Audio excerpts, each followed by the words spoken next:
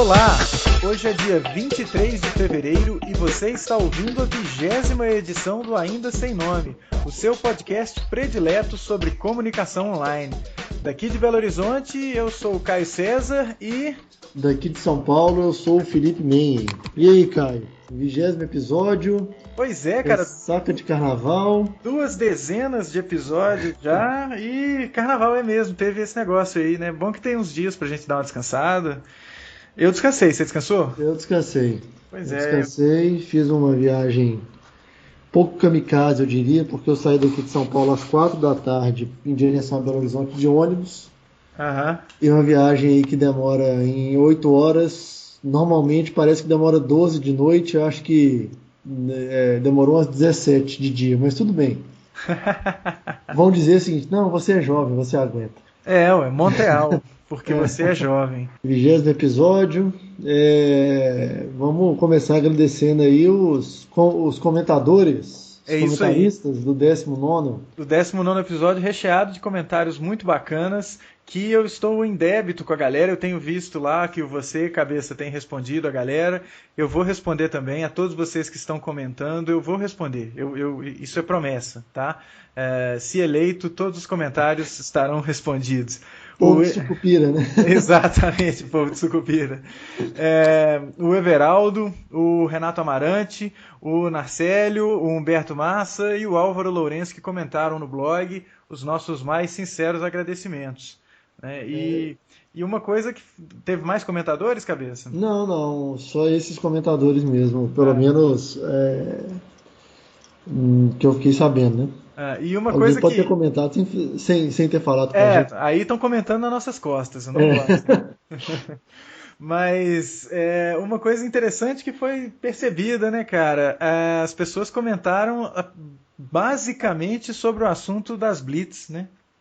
Exatamente, eu achei curioso, porque assim, eu estava imaginando que os outros assuntos também seriam comentados. Aliás, o Everaldo falou sobre o primeiro, né? O Humberto também. Mas o que dominou as discussões foi só o assunto da Blitz. E é engraçado como esse assunto é controverso, né, cara? Ele carece de um estudo, talvez de um outro podcast só para discutir esse assunto das Blitz. Exato. Podcast polícia, sabe assim? Podcast verdade. Exatamente. Aí a gente chama o Datena o capitão Hamilton, né? Comandante Hamilton. Comandante Hamilton? Imagens, comandante Hamilton. Imagens. Direto na tela da Band. Exatamente.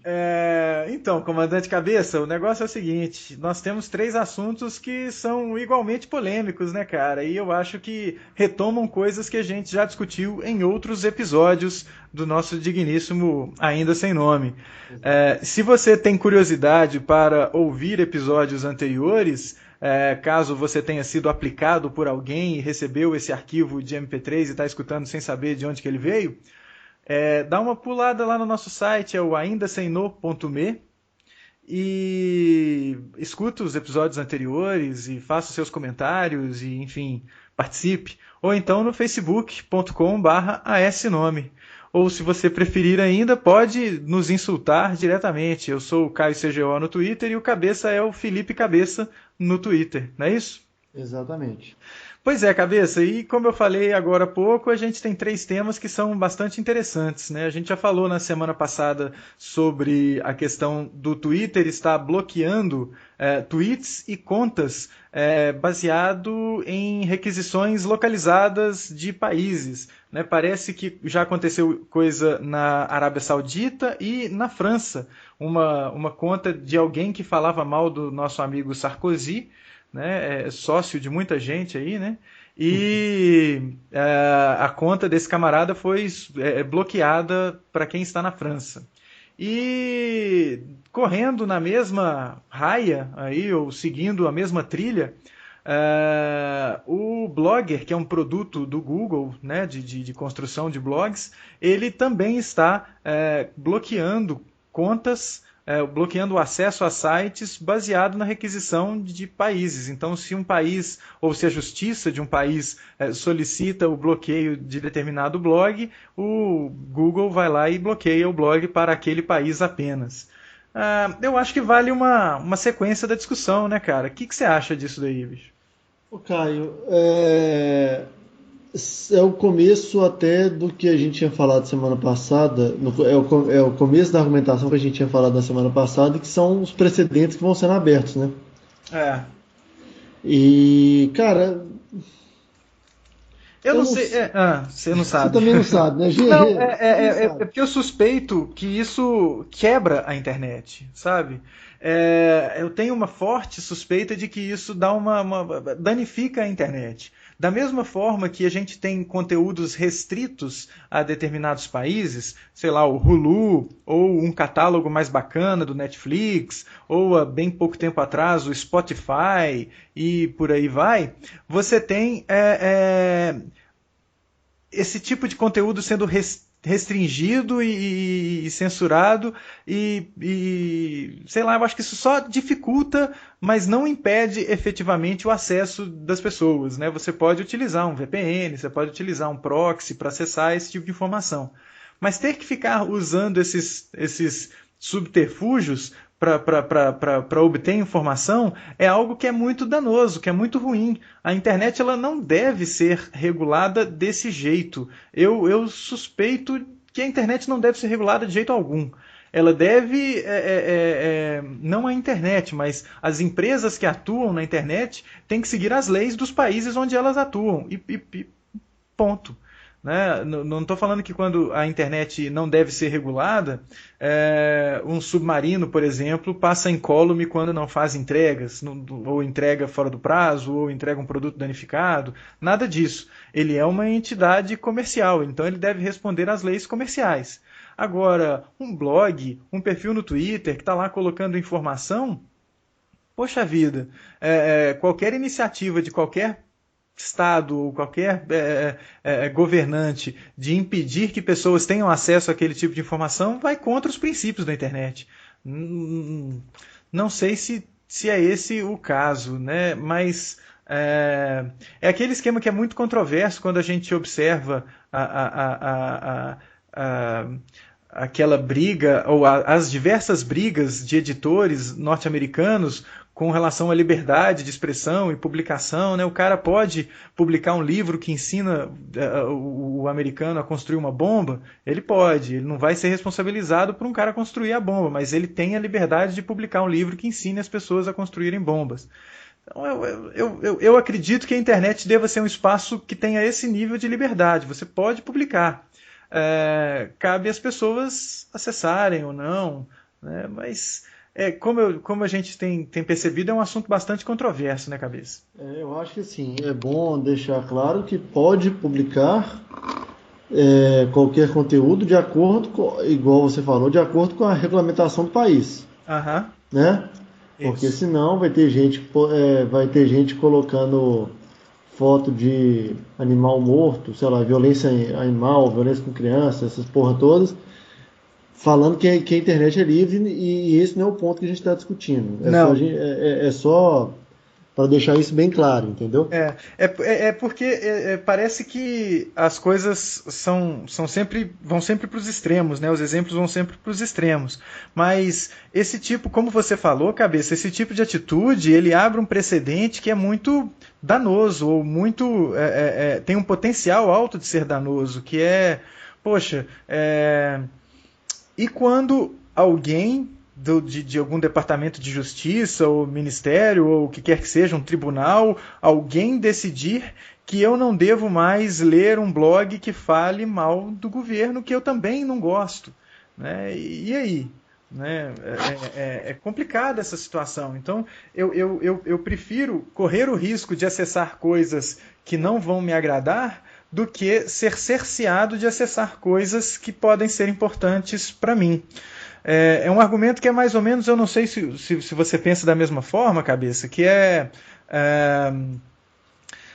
muita gente reclama que o YouTube, por exemplo, tira a audiência das TVs.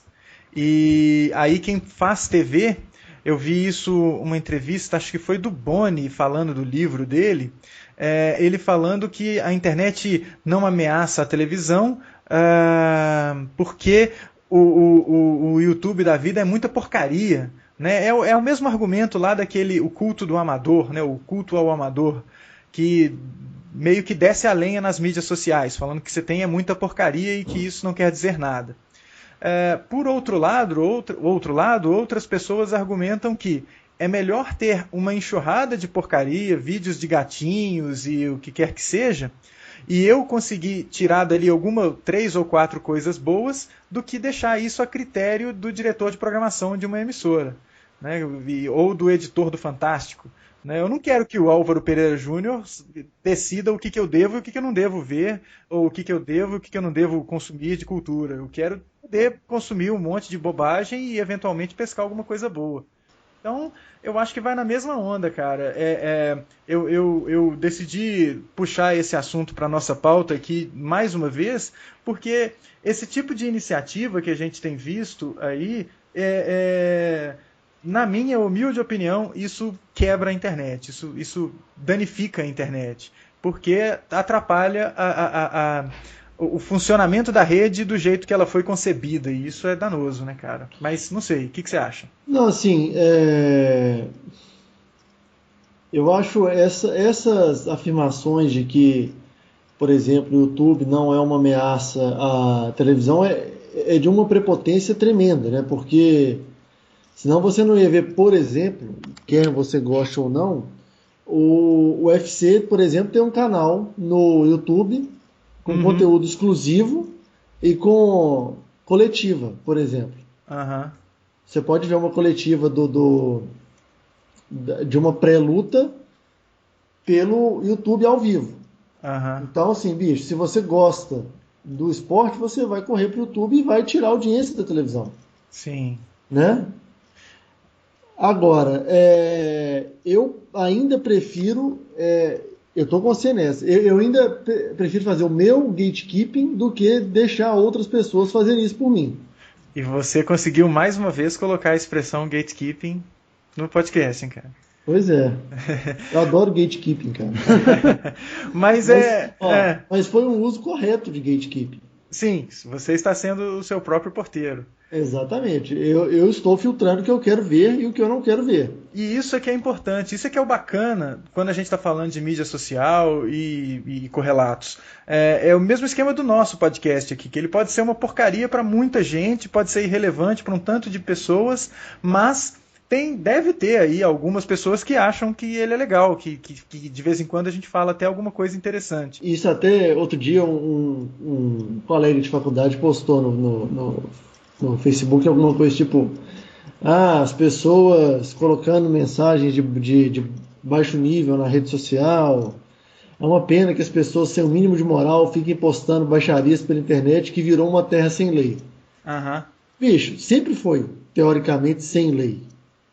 A graça exatamente a a diversidade de postagens dentro das leis que regem um país. Né? O ponto é esse.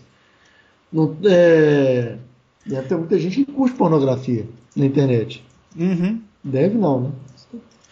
Bom, vou arriscar aquela brincadeira que eu faço sempre, que a internet é 90% pornografia e bate-papo, e, sei lá, os outros 9% são fotos de gatinhos, e aí você tem 1% de coisa que é relevante. Agora, você queria que alguém fizesse a curadoria de todo o conteúdo da internet? Pois é, não faz o menor sentido, esse esquema não é muito bacana. Né? Então, quando você tem aí a iniciativa de você bloquear acesso a um determinado tipo de informação, isso definitivamente não é legal. Eu acho que só vai ter um efeito de incentivar as pessoas a buscar soluções alternativas. utilizar Tor para navegar, proxies que anonimizam a origem do acesso, então você vai poder acessar qualquer conteúdo, ou, sei lá, alguém vai ganhar muito dinheiro vendendo serviço de VPN e sucessivamente, né? Mas o efeito verdadeiro, não sei se isso é bacana, porque é aquele esquema, se alguém fala que você não deve ler este conteúdo, isso só funciona para despertar sua vontade de ver o conteúdo. Então, por enquanto, eu acho que é mais importante a gente ter acesso a tudo e fazer nós mesmos a nossa curadoria do que deixar para outras pessoas. Ter que assistir ou escutar aquilo que o Álvaro Pereira Júnior decide para mim. De maneira alguma, pela madrugada. Agora, Caio, dentro ainda da discussão do YouTube, você já deve ter visto várias vezes, você tenta acessar um vídeo e fala que não está disponível no seu país. Não está disponível porque respeita outros direitos autorais de tal negócio. Uhum. Ou então eu vejo muito isso, eu vejo muito com a MotoGP.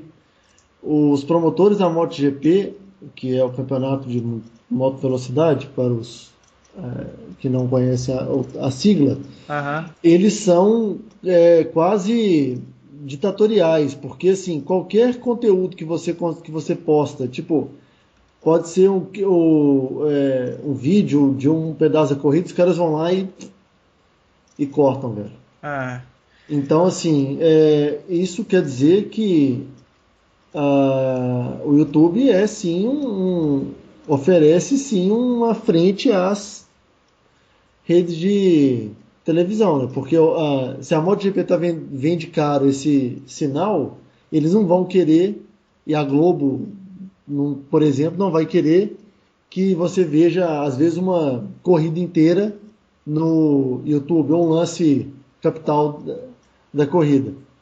Entendi. Eu acho que talvez, cara, seja o caso de essas entidades como quem regula a MotoGP, ou quem regula a Fórmula 1, ou a NFL, que fez o mesmo esquema. Inclusive o caso da NFL é bem interessante, hein, cara? A gente está desviando um pouco do assunto, mas eu acho que isso daí é muito legal para a gente sacar como que você lida com esse problema. O Super Bowl, que é aquele único jogo, que é a final do campeonato de futebol americano, e, enfim, as pessoas que escutam o podcast devem já ter ciência do que é o Super Bowl. É um evento que muita gente não tinha como assistir na televisão de forma tradicional, né? Não estava lá em casa para assistir, ou não estava numa região que ia chegar o sinal, ou estava em outro país, e por aí vai, né? E essas pessoas faziam uso de uma coisa que é muito comum aqui no Brasil, que são aqueles sites de um camarada que compra o pay-per-view ou compra o sinal. No caso aqui do Campeonato Brasileiro, isso é muito comum, mas lá você tem o sinal e faz um streaming do sinal a partir do seu computador. Então, existem algumas pessoas aqui no Brasil se dando bem com esse tipo de coisa, né? O cara vai lá, compra o pay-per-view, e aí sintoniza com a plaquinha de captura e retransmite o sinal, ou às vezes até meio mambembe com o Ustream ou com o Justin.tv, e vai fazendo uma retransmissão do sinal e cobra acesso para as pessoas pagarem e terem acesso àquilo ali. Então, é o mesmo esquema que as milícias fazem revendendo a TV a cabo. Né? Compra uma assinatura e revende para outras 300 mil pessoas da comunidade. Mas era muito comum isso nos Estados Unidos. Aí o que a NFL fez? Ela criou o canal dela de streaming. Né? Então, se você quer assistir via streaming, beleza, você vai assistir pelo meu canal. Então a NFL tem também um esquema de streaming, e você pagava uma quantia de dinheiro e tinha acesso ao Super Bowl, ao jogo de futebol lá. Né? Então eu acho que é o caso dessas entidades fazerem algo semelhante ao que a NFL faz, ou entender que a Rede Globo não perde, a perda da Rede Globo não vai ser substancial. Por quê? O que você prefere? Assistir a corrida da MotoGP de graça, ou já incluída no pacote de TV a cabo que você paga, sentadinho no conforto do seu sofá, tudo incluso, belezinha, com a narração do Reginaldo Leme ou de quem quer que seja, ou você, além de ter que pagar a sua TV a cabo, ou quer que seja, ainda ter que desembolsar mais uma graninha para ver o negócio. Então, o cara que não tem a TV a cabo, ou que não tem como assistir, ou não tem uma televisão, ou tá no trabalho, não tem uma televisão e quer assistir aquilo, ele vai lá e paga avulso e assiste aquele programa.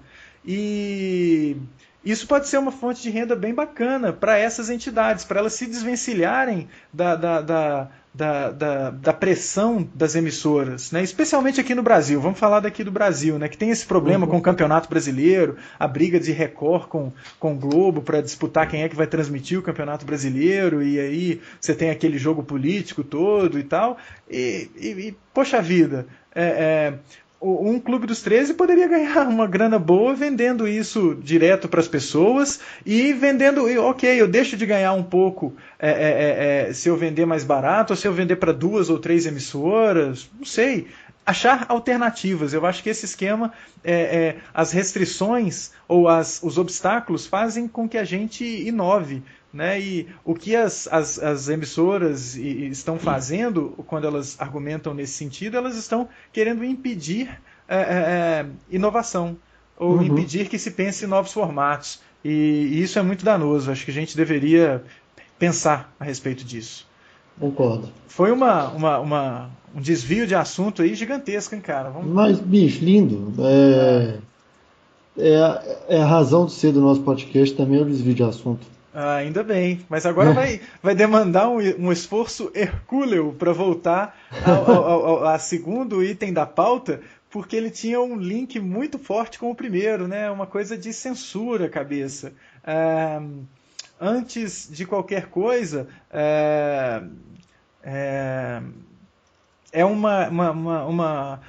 um tópico para a gente repensar as atitudes de quem tem algum tipo de influência. Veja bem, um blog chamado Histórias para Boi Acordar, ele replica aqui um texto, na verdade ele coloca um texto bem interessante que faz uma coletânea das iniciativas de um grupo ligado a um partido político, a um grupo daqui de Minas Gerais, de esconder ou retirar da Wikipedia um verbete sobre ele. Né? Uma coisa meio antagônica, né? Porque muita gente gostaria de ter uma entrada na Wikipedia com o seu nome ou com a sua agremiação, né? E ser citado na Wikipedia. Isso é um sinônimo de relevância, de certa forma. E esse grupo, que é a Turma do Chapéu, está tentando retirar da Wikipedia o verbete referente a esse grupo. Né? E o que você opina sobre isso, meu amigo Cabeça? Caio, primeiro vale dizer que a Wikipédia, como queiram,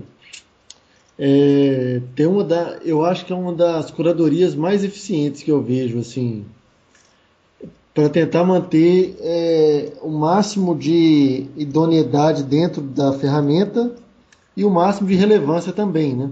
Uhum. Eu lembro que em Priscas Eras eu tentei colocar um verbete de uma banda que eu tinha em Belo Horizonte e minha alegria durou cerca de 3 dias, mais ou menos. Até descobrirem a irrelevância da Wikipedia. Minto. A irrelevância da minha sua banda. Isso. Do cenário da Wikipedia. Enfim. Agora, uma coisa é você apagar um verbete pela sua irrelevância, que era o meu caso. Uhum. A outra coisa muito mais grave, e registre, o primeiro caso é completamente normal, né? Porque senão o que ia ter de egocêntricos postando sobre eles mesmos? Exatamente, eu ia lá, você falou egocêntrico, eu já tinha começado a falar, então eu ia lá e criaria uma entrada sobre o Caio César, né? Isso. Mas agora, uma coisa é você fazer isso, outra coisa é você apagar um artigo ou, enfim, fazer o que for necessário para isso sumir, para esconder crítica, né? Uhum. E isso é um caso muito grave, porque um dos únicos redutos de informação legal na internet. Eu gosto da Wikipedia, eu sou um cara que defende ela, embora muita gente fale, mas aí você pode pôr qualquer coisa e tal. Não. Artigos relevantes, artigos bem construídos, eles são uma fonte de informação legal, principalmente pelos artigos relacionados, né? De onde o cara tirou aquela informação. Então, com um pouquinho de pesquisa, a Wikipedia não tem que ser a sua única fonte. Sim. De jeito nenhum. Sim. Mas é o ponto de partida para você se aprofundar em alguma coisa que te interesse. Uhum. Né? E aí, o seu ponto, você pode entrar lá, ver um grupo afiliado a um partido político, querer saber mais, mas, opa, não tem esse artigo. E aí? De novo, né, cara? Isso quebra a internet.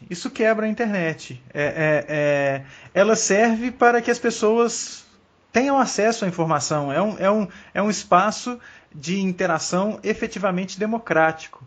Então, qual é o seu direito, já que o seu grupo político ele tem uma história, algumas coisas aconteceram, foi feito isso, né? Vocês fizeram A, B ou C. Por qual motivo você quer retirar aquilo do conhecimento das pessoas? Por que você quer esconder isso do conhecimento das pessoas, uma vez que essas são coisas públicas, né? Óbvio que, sei lá, se alguém está falando da vida pessoal dos integrantes, mas não é esse o caso. Existe esse grupo que se intitula assim, que se comporta assim, que faz festas, que faz eventos, que faz essas atitudes A, B ou C, e porque alguém quis organizar isso, um grupo de pessoas quis organizar isso num verbete da Wikipedia, agora você não vai ter direito de acessar essas informações porque esse grupo não quer. De novo, né, cara, é um tiro no pé, porque o próprio blog, ele antes que o verbete fosse efetivamente retirado do ar, o blog replicou verbete. Então agora as pessoas podem ter acesso a essas informações lá no blog Histórias para Boi Acordar. Então, ou seja, quando você faz esse tipo quando você toma esse tipo de atitude, você só está incentivando as pessoas a buscar soluções alternativas. Você só está fazendo com que a pessoa... É o que eu falei anteriormente. Os obstáculos, eles incentivam a inovação. Né? Então, se você vai lá na Wikipedia hoje e fala e busca pela Turma do Chapéu, você vai receber um aviso de que a página foi eliminada. Né? Isso é ridículo, mas se você buscar por Turma do Chapéu no Google, você vai achar o blog de Histórias para Boi Acordar, que vai falar o que é a Turma do Chapéu, que replicou o verbete da Wikipedia. Então, qual é a sua? Né? Mas... E a tal da Turma do Chapéu tem até um site, né? o turmadochapéu.com.br. Por que você tem o seu site e não pode deixar as pessoas falarem do seu grupo? Que bobagem é essa? Né? Mas, Caio, olha só, talvez a gente esteja ou esteja, como eu li outro dia num comunicado que deveria ser queimado em praça pública, o papel, esteja, a gente pode estar falando talvez um pouco demais, porque eu estava vendo aqui a discussão na Wikipedia em cima do artigo. Ela foi eliminada por causa de irrelevância, entendeu?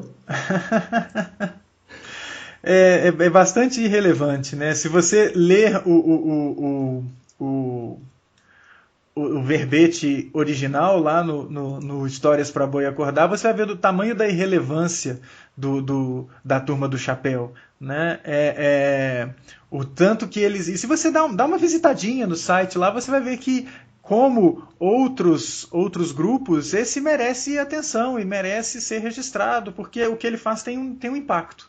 E isso deve ser Mas tá aqui, olha só, pelas edições do criador, parece que o artigo foi criado para fazer a divulgação de novos políticos aqui na Wikipédia, visando as eleições deste ano no Brasil. Aí sério, eu confesso que eu fiquei... talvez seja importância demais para um artigo que não tinha relevância nenhuma, entendeu? E pela edição do artigo, você vê que era um trem muito mal feito. Quer dizer, nem isso eles conseguem... Não, mas quem escreveu o artigo, eu não acredito que tenha sido a própria Turma do Chapéu, né? Na verdade, eles estavam querendo era que tirasse o negócio. Mas, bem escrito ou não, o que vai fazer ser bem escrito ou não vai ser a palavra lá, a autoridade do editor voluntário, né, da Wikipedia e das pessoas que colaboram com o texto. Mas, poxa, é como alguém falar, poxa vida, é lógico que a Turma do Chapéu não tem o mesmo impacto que o Mensalão, mas você vai apagar um verbete sobre o Mensalão ou sobre o que quer que seja, porque não é uma notícia tão relevante, mas é uma coisa relevante, né? E... não sei, cara. Não sei, viu? Colocar o troço para votação para ver se é relevante ou não e falar que aquilo está incentivando políticos ou está servindo de palco para políticos ou o que quer que seja. Não sei. Se for assim, a gente tem que apagar todos os verbetes que falam nomes de políticos. Porque ele vai listar realizações, vai listar a carreira política da pessoa e aí, poxa, né? Então, não sei, cara. Eu sou contra esse tipo de atitude, de você chegar lá e falar assim, estão falando de mim e eu não quero que falem de mim, mesmo sendo aquilo que eu faço algo público, eu não quero que falem de mim. É diferente de alguém chegar e falar assim, poxa, colocaram uma câmera na minha casa e estão me espionando aqui e é o banheiro, eu não quero.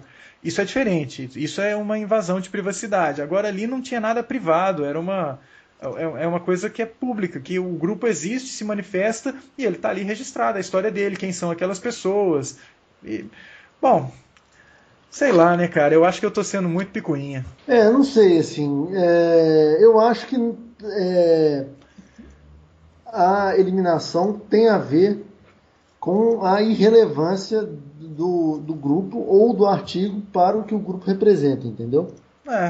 Agora, tomara, viu, cabeça? Tomara que seja irrelevante. Eu acho que não é irrelevante, mas é. Não, eu não. O que eles fizeram foi relevante, né? Assim, mas isso não significa que o artigo tenha sido tão relevante quanto, entendeu? E aí é o problema. Entendi. Entendeu? Mesmo se for fazer um artigo para que inicialmente cornete, e também já é errado, porque vai ter um lado só por mais restrição que eu tenha à Turma do Chapéu, é bom que no artigo da Wikipedia tem os dois lados, né? Mas se já começou errado, cara, é bom que, mesmo que seja para cornetar, que comece certo e depois vá o outro lado escreva, entendeu? O problema é que aí, quando é um artigo pequeno, assim, um negócio...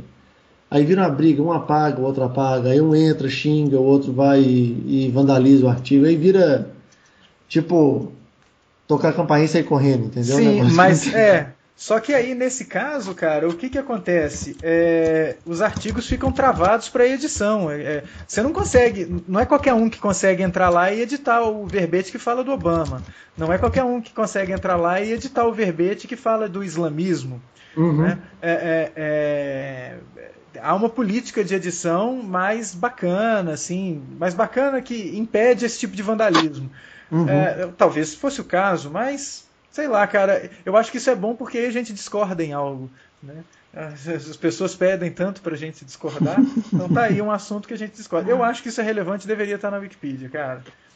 O grupo, pois é, cara, o grupo pode ser relevante. Agora, do jeito que foi construído o artigo, não mostrou a relevância necessária para os editores da Wikipedia manterem ele, entendeu? Sim. Então, a gente pode estar discutindo duas coisas diferentes aqui, não sei. Talvez.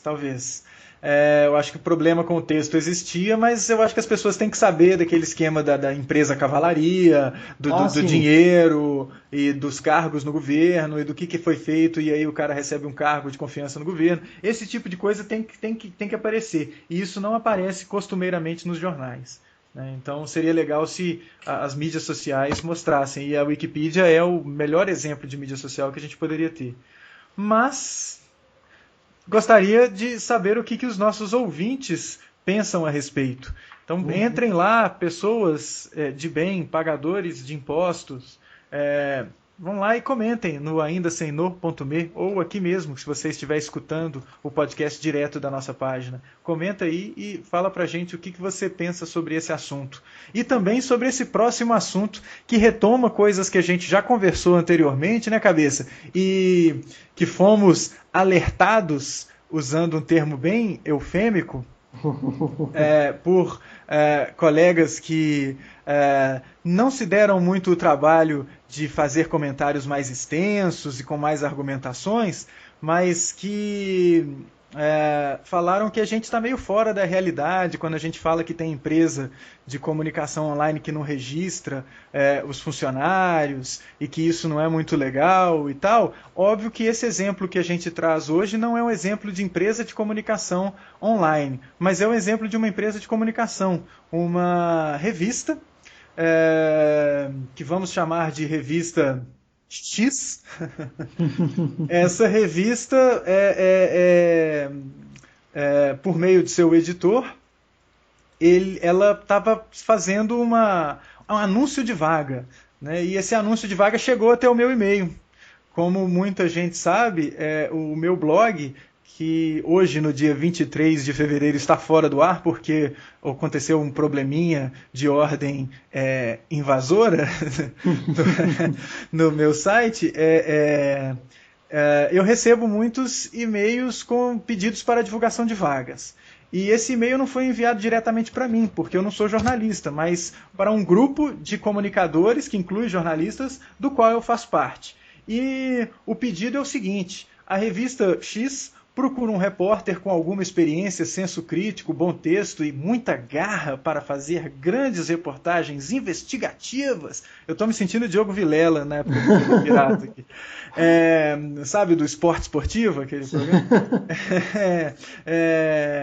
E assim, as pessoas que estão então interessadas em fazer grandes reportagens investigativas têm que saber que a linha editorial da revista é no campo da esquerda, então você já começa a ter umas dicas de que revista é essa. O salário para o jornalista que vai trabalhar nessa empresa de 14 às 19 horas é R$ 2.750. Então, preste atenção, você que está estudando jornalismo, que esse é o seu horizonte profissional se você quiser trabalhar num veículo de comunicação impressa de relevância nacional. O seu salário vai ser de R$ 2.750 e veja essa observação, que legal, que, como diria, eu não sei o nome do cara, é o Bonfá, né, que fala totalmente excelente, né? Acredito que seja. Você sabe que a linha editorial da revista é no campo da esquerda. O salário é de 2.750. 2.750 era o valor da URV? Ou era 2.450? Agora era 2.750 cruzeiros, né? Cruzeiros reais. Novos, cruzeiros reais, cruzados, merrecas. Enfim, a empresa, essa é a observação mais legal. Você já deve ter lido isso e pode ser que tenha passado desapercebido. Mas olha só, a empresa não registra ninguém, mas agora está pagando em dia. Agora sim. Comandou, bicho. Eu vou terminar o meu doutorado e vou fazer um curso de jornalismo, porque aí eu vou trabalhar numa empresa que paga em dia agora. Cara, isso daí Então tem duas coisas pra gente discutir em cima dessa mensagem. Eu acho que a partir de hoje eu não recebo mais mensagens com ofertas de emprego. Provavelmente eu vou ser excluído desse grupo, né? Mas temos duas coisas para discutir aqui. Primeira coisa a gente não está viajando, nem eu nem o Cabeça, quando a gente fala que tem empresa que não registra os seus funcionários. Se isso é a realidade de grandes publicações de relevância nacional, não estou falando aqui de uma revista de bairro, não, e nem do guia da esquina de anúncios classificados. Eu estou falando de uma revista de grande relevância que mandou essa oferta de vaga aí. Se é o caso dessa empresa, com essa relevância, com possivelmente esse impacto, fazendo esse tipo de coisa, não registrando os seus funcionários, o que umas agências menores não fazem e a gente já viu fazendo? Poxa, eu sou professor, eu não estou todos os dias dentro de agência, mas eu tenho contato, eu tenho aluno que é funcionário, eu já fui funcionário e, poxa, eu conheço gente, né? Eu não estou fechado, trancado dentro da universidade e ninguém conversa comigo. Eu tenho acesso a muita informação e essa é uma prática comum, infelizmente, né? Uma outra discussão que surge ou que aflora, ou que emerge de um e-mail como esse, é o seguinte, cabeça, e aí eu acho que a gente deve desenvolver a nossa discussão nos nossos próximos minutos aí. Se você está hoje estudando, cara, você vai querer ser funcionário de uma empresa dessa para ganhar R$ 2.750 fazendo reportagens investigativas, grandes reportagens investigativas com muita garra, ou você vai ficar dentro da sua casa cuidando de um blog, trabalhando de pijama e possivelmente ganhando mais do que isso? Como começar, Caio? Quer dizer, E assim, eu vou dizer que esse cenário ele não é só para jornalistas, não. Jornalistas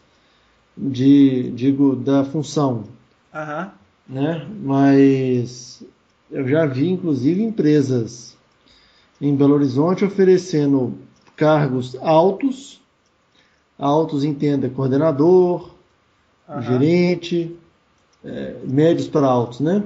Sim. Pagando salários, inclusive, menores do que esse. Uhum. Né? E, bicho, registrar aí, né? Isso aí, bicho, esquece. Uhum. Né? Agora, mostra que se isso acontece em empresas grandes, é o que você falou, isso deve acontecer muito mais em empresas menores, entendeu? Uhum. E entenda grande não pelo tamanho, número de funcionários, mas pelo impacto das ações dessa empresa. Exatamente. Né? Exatamente. E assim,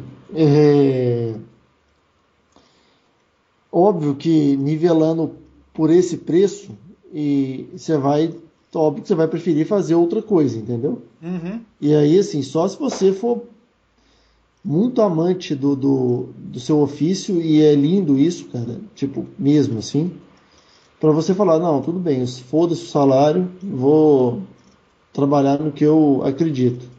Uhum. Né, que no caso tem que ser com muita ironia fazer grandes reportagens investigativas. Cara, sério, é melhor empreender, viu? Em alguns casos. Eu acho que em vários casos, né, cara? Eu acho que em vários casos, na maioria dos casos, não é que é melhor empreender. Eu acho que isso mostra um caminho que deve ser seguido por, às vezes, quem está estudando, ou quem está se formando, ou se capacitando, de perder essa esperança boba de ser seletista, né? De ser um funcionário registrado, CLT e tudo certinho.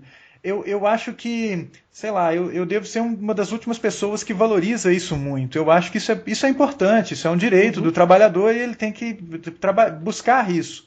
Né? Mas eu entendo que as novas gerações, né, os novos profissionais, eles estão menos ligados nisso e mais interessados em ganhar dinheiro, em fazer alguma coisa que tenha um impacto para o mundo e efetivamente, trabalhando desse jeito para uma publicação dessa, você não vai atingir sua meta de causar um impacto no mundo. Então, eu acho que é mais para dar um toque na galera de, olha, não fica mirando esse tipo de coisa, não, porque essa revista aqui está mostrando que a coisa não anda muito boa para o lado dela. Pode ser no nível gerencial, né? Ela não saiba gerenciar os recursos que ela capta para poder pagar direito os seus funcionários, para poder registrar Poxa vida, né? Assim, pensa nisso. E pense também no impacto que é você. Olha o nível de discernimento do editor-chefe dessa revista, que foi o cara que mandou o e-mail, né? De passar essa informação de que a empresa não registra ninguém adiante, assim. Eu teria vergonha, cara. Pô, cara, eu tô repensando aqui. Eu acho que o mais grave não é nem o salário, sério. Ah, O mais grave são as duas informações que seguem o salário. aham. Que é, A empresa primeiro, não registra ninguém e agora está pagando em dia. Ou seja, houve um período em que as pessoas trabalhavam lá e não recebiam seu salário no final do mês. Exatamente. E, cara, sério, não havendo conflito de interesse, você pode fazer, aproveitar as outras horas do seu dia, porque né, a carga horária é até curta, né? Uhum. Das 2 às 19. Você pode aproveitar a parte da manhã para fazer seus projetos pessoais, arrumar um freela, alguma coisa, desde que não haja conflito de interesse, que eu acho que é bom deixar claro isso. Uhum. Agora, bicho, saiba que a empresa não vai te registrar e que talvez um dia você vai deixar de receber em dia. É. E isso assim, eu já tive essa experiência em priscas eras. Uhum. Eu acho que a gente até dividiu essas experiências de não ser registrado, de não receber tão em dia assim, Sim. e ter que ouvir. Eu acho que a gente já falou isso em algum podcast anterior aí. Quando a gente via que o argumento de negociação do chefe era o seguinte: ah, mas pelo menos meus softwares são todos legais. Cara, Tipo assim, né? é, Pelo menos eu pago todo mundo em dia, é. Pô, pelo menos, né, cara? Pô, tá né? pegando o boi que eu tô te pagando em dia. É algo que, assim, é trágico e cômico ao mesmo tempo, né, cara? Porque dá gás pra gente lembrar desse assunto e falar disso e ressaltar a importância e fazer uma chacotinha também a respeito, porque ninguém é de ferro. Mas, realmente, cabeça, a gente já viveu essa situação. Então, aí, antes que você afie os seus dedos para fazer um comentário e falando que, poxa, Caio, você não sabe nada, não é assim que funciona, olha aí, é assim que funciona. Né? E não duvido que isso aconteça também, ou que isso seja uma realidade para muitas agências digitais, de Belo Horizonte, do Rio, de São Paulo, de qualquer que seja o lugar. Aí o dono da empresa pode vir e falar, mas você não sabe o tanto que é difícil para gente que empreende, que não sei o quê. Eu imagino tanto que pode vir a ser difícil, eu tenho essa noção de que é um negócio complicado, mas tava lá, cara. Quando você decidiu montar sua empresa, isso estava incluso no pacote, bicho. Você vai ter que contratar gente e tem uma lei para você seguir para você contratar pessoas. Quando você não faz isso, meu amigo, isso não é correto, isso não é legal. E o fato de você pagar em dia não é um mérito, é a sua obrigação. Você tem que pagar pelo serviço que o funcionário te prestou. Né? Então, tem essa questão aí que é muito grave, né? E tem a questão do horizonte profissional, da realidade do cara que quer ser funcionário hoje. Isso tá ruim, não tá legal. Então, uma dica que eu dou para as pessoas é capacite-se, sim, para que você seja um cara que tenha como tocar a sua própria vida profissional de maneira independente. Não dependa de instituições como essa para garantir o seu sustento, porque senão, cara, você está perdido. Assim, mas aí todo mundo vai ter um blog? Não, você pode juntar um monte de gente e fazer uma empresa nova. Você pode, sei lá, né, não tem um tanto de funcionário que está aí insatisfeito com as suas condições atuais. Se junta, todo mundo pede demissão e vai lá e monta uma empresa e essa empresa dá certo. A gente vê casos assim. Né? Eu acho que é plenamente possível. E é plenamente possível a gente ter estruturas mais enxutas que fazem serviços relevantes e trabalhos de impacto. Eu não sei, talvez eu esteja sendo muito utópico, né? Eu esteja Não, sendo muito. Caio, Eu acho que não, só porque até, curiosamente, hoje eu tive uma demanda profissional onde eu tive que fazer um vídeo de um sujeito que é um cara, um empreendedor clássico. Aham. Um sujeito que levou a empresa dele do zero a bilhões de reais e vendeu a empresa depois. Sim. E hoje ele trabalha num fundo de investimento. Uhum. E ele falou um negócio muito engraçado, cara, a respeito disso, assim, que ele defende o empreendedorismo visceralmente, assim. E ele falou o seguinte, cara, uma coisa é o seguinte, dinheiro não falta. Grana para investir não falta. Uhum.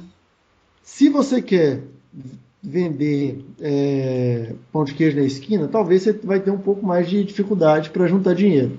Uhum. Agora, se você quer fazer um projeto que realmente vai mudar alguma coisa, planeja, entenda que é preciso ter um dinheirinho guardado, porque haverão tempos de vacas magras, mas é importante esse dinheirinho para manter as coisas funcionando. Sim. Uma coisa muito engraçada que ele falou é o seguinte: a primeira coisa de um planejamento financeiro é o seguinte, ele vai falhar. Porque você não pode prever o cenário daqui a 5 anos, por exemplo. Aham. Né? Mas se precavendo, é possível agarrar as oportunidades e fazer o negócio dar certo. Então, bicho, isso vale inclusive também para quem hoje tem uma empresa, eu acho, e paga mal e não registra. Às vezes você vai dar um passo maior que a perna. Quem ouve a gente falando isso parece assim, que é a conversa do David Nilima da Azul com o Ike Batista, assim, né? Mas eu só tô passando para frente o que eu ouvi hoje que eu achei relevante. Sim. É tipo isso, assim, deu o passo certo, cara. Aí você vai poder registrar todo mundo, vai poder ter a estrutura de acordo com o que você precisa e as coisas tendem a ser mais corretas. Uhum. Não sei. É o caminho, né, cara? Você não perde nada fazendo a coisa corretamente. E Isso. botar a culpa em governo, botar a culpa em a carga de impostos é muito alta, isso mata o empreendedor. Cara, vai ser funcionário então, bicho. Porque se você for empreendedor, se você quiser ser chefe e ter funcionários, é assim que tem que funcionar. Né? Não vai fazer a sacanagem de ficar contratando PJ. Poxa, isso você detona com seu funcionário. Isso não é a melhor coisa de todas. Né? Por mais antiquada que seja a CLT, ela existe para proteger o interesse do trabalhador. E o trabalhador que se sujeita a trabalhar PJ, sabendo de todos os problemas e não consegue se gerenciar, é lógico que ele também, né, fantasma sabe para quem que aparece. Mas, poxa vida, você está colocando o cara entre a cruz e a espada. E não é bacana, não é uma atitude legal. E aí, não sei, de novo eu acho que é influência de muita leitura sobre gestão e aqueles caras da Escandinávia, o jeito que eles trabalham esse tipo de assunto em relação com os empregados e tal, que, poxa vida, a sua empresa, ela antes de muita coisa, ela tem uma função social e a função social é também promover o bem-estar para aqueles que trabalham nela. Uhum. E se você não está fazendo isso, cara, não interessa se sua empresa fatura muito, se ela é uma publicação de sucesso, da linha editorial de esquerda e que faz reportagens de impacto, investigativas. Não interessa, cara, porque você vai estar fazendo bobagem, você vai estar detonando com o seu funcionário e isso é muito ruim de se fazer. Mas esta é só a minha opinião. Eu gostaria de ouvir outra opinião, além dessa que o Cabeça também acabou de me falar, né, de nos falar, de compartilhar aqui com todos nós, eu gostaria de saber qual é a sua opinião, ouvinte do Ainda Sem Nome. O que você acha sobre esse assunto? Você, se você estivesse num programa de auditório e o Silvio Santos falasse, então, você quer a porta número 1 do mundo do empreendedorismo, Ou você quer a porta número 2 da revista de esquerda que paga R$ 2.750 em dia, mas não te registra? Ou a opção número 3 de você, sei lá, mudar radicalmente de profissão e tentar fazer outra coisa da sua vida? O que você quer? Eu gostaria de saber quais são as opiniões das pessoas, né, do que elas pensam a respeito disso. E para comentar é simples, é só você ir lá no aindasemno.me, achar essa entrada no blog e comentar na caixinha de comentários, coloca o seu nome, seu e-mail que a gente responde. O Cabeça eu garanto que responde, né, Cabeça? Você tem respondido todos.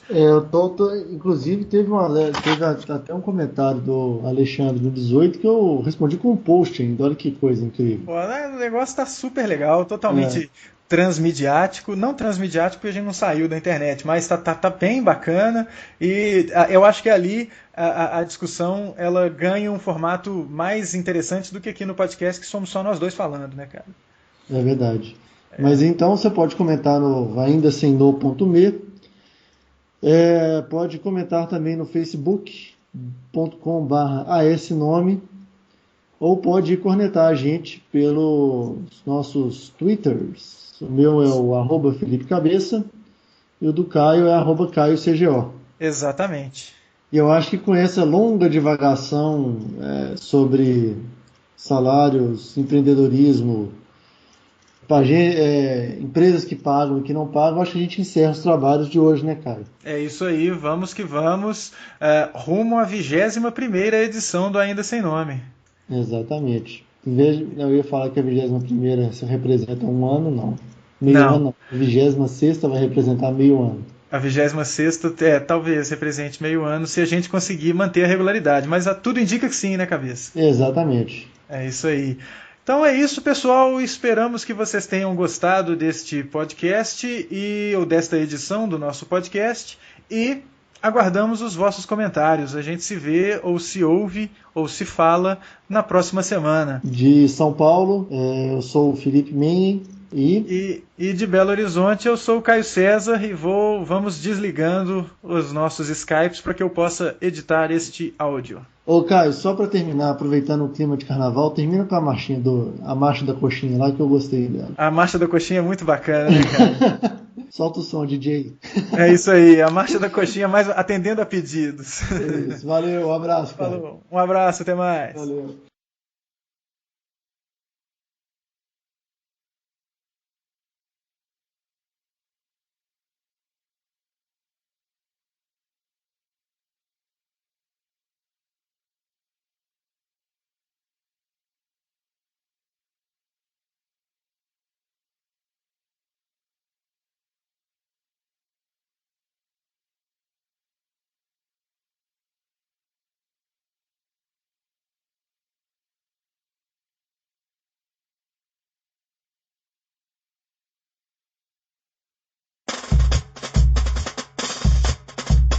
Não sei se é ladrão, pervertido ou pederasta. Tem gente metendo a mão na coxinha da madrasta. Não sei se é ladrão, pervertido ou pederasta. Tem gente metendo a mão na coxinha da madrasta. Milhares de reais por mês pro lanchinho do burguês. Milhares de reais por mês pro lanchinho do burguês. O nosso dinheiro ele gasta na cozinha da madrasta. Tira a mão, tira a mão, tira a mão, tira a mão. É hora de dar um basta. A grana da população foi parar na cozinha da madrasta. Tira a mão, tira a mão, tira a mão, tira a mão. É hora de dar um basta. A grana da população foi parar na cozinha da madrasta. Agora a BH já tem Édipo e Jocasta. Burguês pôs o seu cigarrete na coxinha da madrasta. Milhares de reais por mês pro lanchinho do burguês. por mês pro lanchinho do burguês. O nosso dinheiro ele gasta na cozinha da madrasta. Tira a mão, tira a mão, tira a mão, tira a mão. É hora de dar um basta. A grana da população foi parar na cozinha da madrasta. Tira a mão, tira a mão, tira a mão, tira a mão. É hora de dar um basta. A grana da população foi parar na cozinha da madrasta.